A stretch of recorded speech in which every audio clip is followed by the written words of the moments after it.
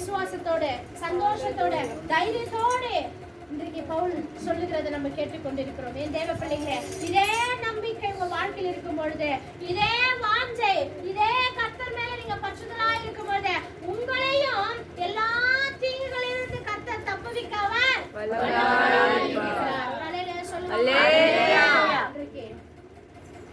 இந்த 9ஆம் மாதத்துல 2ஆம் வாரத்துல கூடி வந்திருக்கிறோம். அநேக வார்த்தைகளை கர்த்தர்களோடு பேசிக் கொண்டிருக்கிறார். அநேக வார்த்தைகளை கொடுத்து கர்த்தர்களை பலப்படுத்தியிருக்கிறார். என் தேவ பிள்ளைகளை, என் வாழ்க்கையிலிருந்து நான் தப்பவே முடியாதா? என் வாழ்க்கையிலிருந்து மீண்டு வரவே முடியாதா? இந்த போராட்டத்திலிருந்து, இந்த சூழ்நிலையிலிருந்து, இந்த கண்ணீரிலிருந்து, இந்த வியாதியிலிருந்து, இந்த கவலையிலிருந்து, இந்த இக்கட்டுகளிலிருந்து என்னை தப்புவிக்க யாரால கூடும் என்று நீங்கள் நினைத்து ஏகிக் கொண்ட நாட்கள் போதும். என் தேவ பிள்ளையே, இன்றைக்கு ஆண்டவர் சொல்லிக் கொண்டிருக்கிறார், அவர் தப்புவிக்க வல்லவராய் இருக்கிறார். தப்புவிக்காம வேற யாரு தப்புவிக்க அவர் சித்தமாய் இருக்கிறார். உங்களை விடுவிக்காம யாரை விடுவிக்க அவர் ஆயத்தமாய் இருக்கிறார். அல்லேலூயா. நீங்க நீதிமான்களாய் இருக்கும்போது, நீங்க பரிசுத்தவான்களாய் இருக்கும்போது, உங்கள் ஆத்துமாக்களை கர்த்தருடைய வார்த்தைக்கு நீங்கள் சேர்த்து வைத்து நடக்கும் பொழுது அவர் உங்களை தான் தப்புவித்து நடத்துவார்.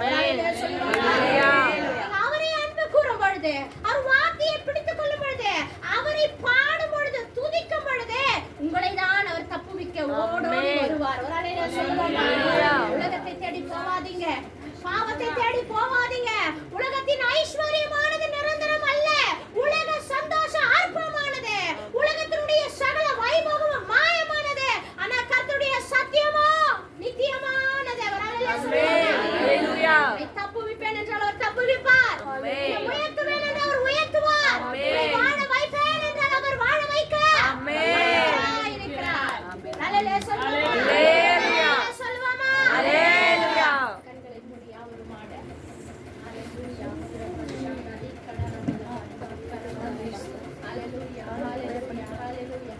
தெய்வத்துடைய வார்த்தைக்காக சொல்லப்பட்ட வசனங்களின்படி வாழ்க்கையில தப்புவித்து கர்த்தர்களை நடத்தி ஏற்ற நேரத்தில் நாங்கள் கர்த்தரை உயர்த்தி ஆராதிக்க வேண்டும்படியாக சச்சின் ஜெபம் பண்ணுங்க.